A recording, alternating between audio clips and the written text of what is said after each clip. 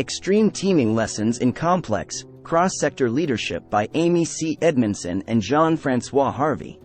The 2010 rescue of 33 trapped Chilean miners exemplifies the capabilities of extreme teams.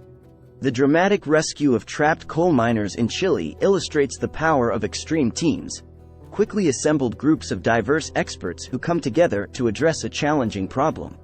On August 5, 2010, an explosion at the San Jose copper mine in Chile caused 500,000 tons of rock to collapse, closing the mine entrance and trapping 33 miners some 700 meters, 2,300 feet, beneath the surface of the earth. Keeping the miners alive and getting them safely to the surface seemed impossible. Yet, within 70 days, every miner was above ground and back with his loved ones, thanks to an extreme team's efforts and accomplishments. Extreme teaming can produce awe-inspiring results. Hundreds of different authorities came together to save the miners. Drilling technicians, geology experts, engineers, and other specialists from all over the globe.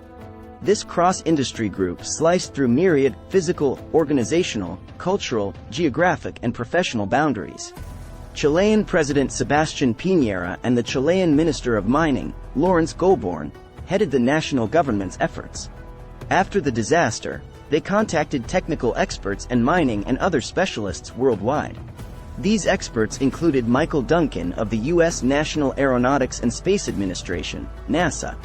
In retrospect, including NASA turned out to be a brilliant move. The agency played a vital role in developing the escape capsule that, eventually, transported the miners, one by one, from the depths of the mine to the surface. André Sogaret, a senior mining engineer for Codelco, the Chilean-owned copper mining company, also provided superior technical leadership. Sogaret quickly set up 3 different groups with 3 different missions. The first group drilled multiple holes of great depth in an attempt to hear the miners and confirm they were alive.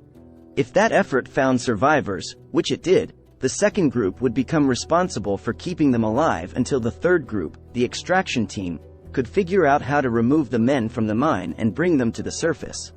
The drilling group broke into multiple subgroups. Each group employed different drilling tactics. Collectively, the extreme team tried numerous drilling strategies and locations. No one above ground knew the miners' exact location. The drilling teams at the surface were all working blind. Each drilling team had less than 1% chance of drilling holes that would enable the people on the surface to locate the trapped men. However, with each hole, the drilling teams learned valuable information about underground rock formations and made other helpful discoveries. Much of this data proved useful in later drilling efforts.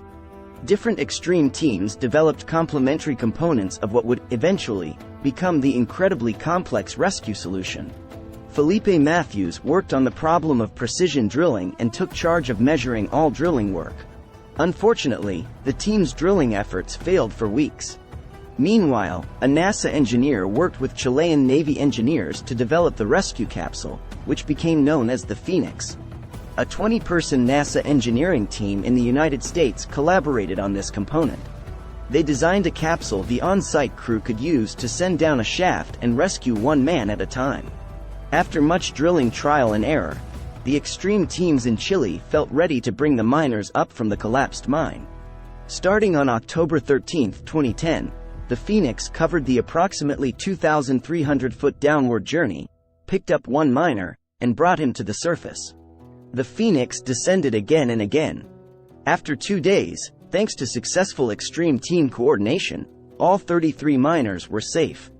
The rescue effort required multiple layers of rapid cycle, learning, and experimentation.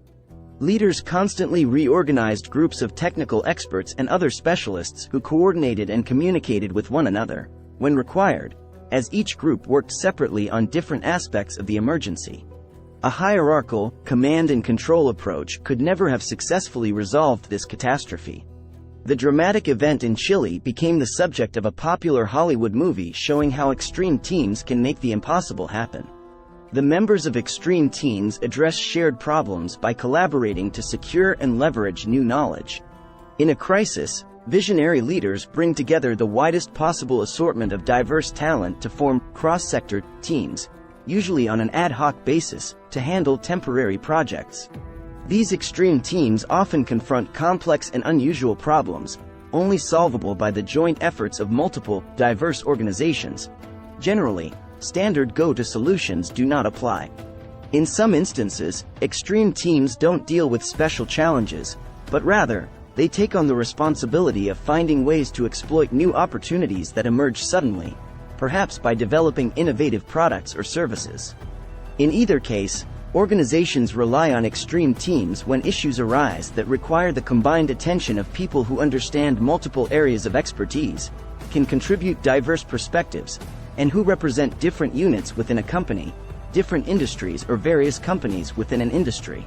Complex technical and social problems nearly always require experts from different organizations and sectors to collaborate in search of novel solutions. Extreme teams face multiple challenges. Their members must be flexible and adaptable, so they can quickly cooperate. Their success depends on assembling new information and leveraging it productively. However, since the members of these hastily assembled teams have different knowledge, points of view, experience, and organizational cultures and norms, they may not understand one another easily. Many emergency teams form so quickly that the members don't have enough time to get to know one another.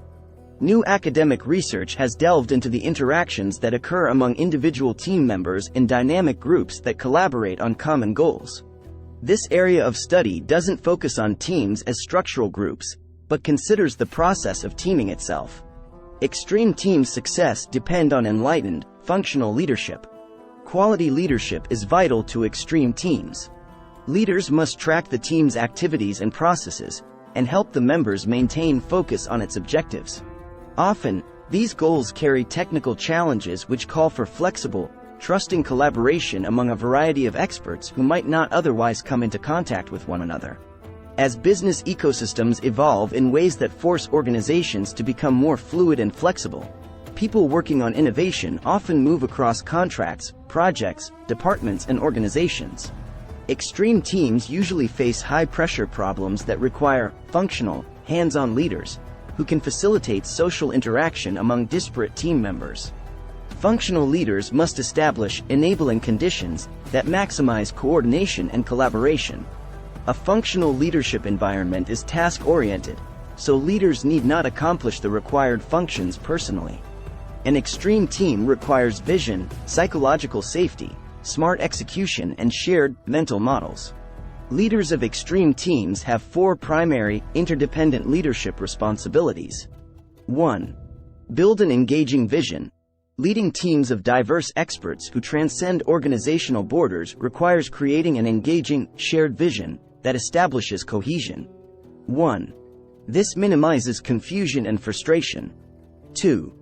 Expert teams need a nurturing learning environment that promotes experimentation, shared knowledge, objective feedback, and candid review of mistakes.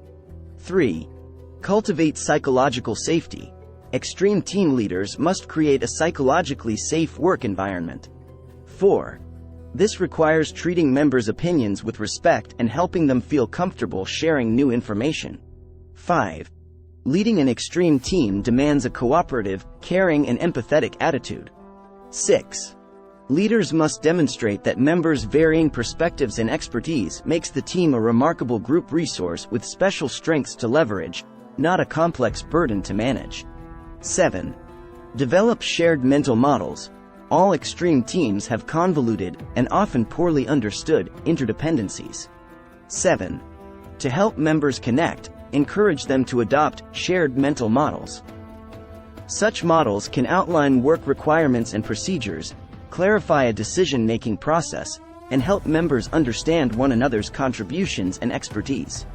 8. Empower agile execution. Promote execution as learning, which integrates learning with action. 8. This requires a learning mindset, not a performance mindset. The leaders of extreme teams should 1. Exemplify the team's values, principles, and ideals. 2. Carefully spell out the team's goals. 3. Detail the challenges that all extreme team members face. 4. Maintain high visibility on their teams. 5. Facilitate communication among team members.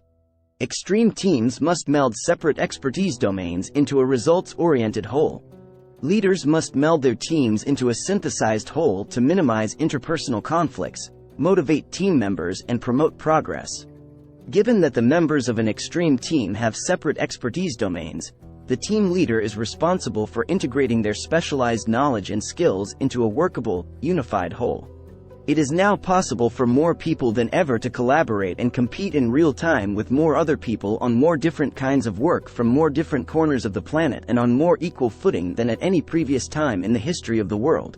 Thomas L. Friedman. Creating unity requires building sufficient trust to enable sharing learning and knowledge. To build trust, leaders must empower each member of the extreme team and establish a working environment that rewards efficient procedures, protocols, and psychological safety. Success requires open communication.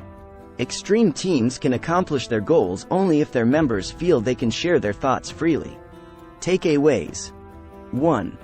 The 2010 rescue of 33 trapped Chilean miners exemplifies the capabilities of extreme teams. 2. The members of extreme teams address shared problems by collaborating to secure and leverage new knowledge. 3. Extreme teams depend on enlightened, functional leadership. 4. An extreme team requires vision, psychological safety, smart execution, and shared, mental models. 5. Extreme teams must meld separate expertise domains into a results-oriented whole. Please like, share, and subscribe for more videos. Thanks for watching.